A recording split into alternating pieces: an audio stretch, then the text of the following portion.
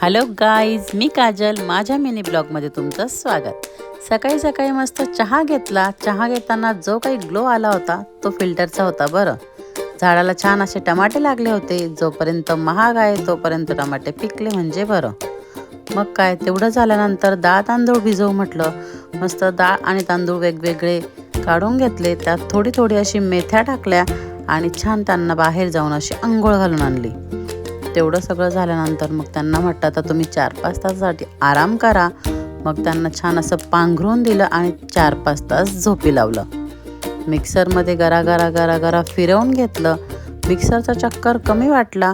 मग छान असा हाताने गरागर गरागर फिरवून घेतलं. तेवढं सगळं झाल्यानंतर त्यांना पुन्हा एकदा आरामासाठी सोडायचं होतं. मग संध्याकाळी त्यांना म्हटलं पुन्हा एकदा तुम्ही 4-5 तास आराम करा.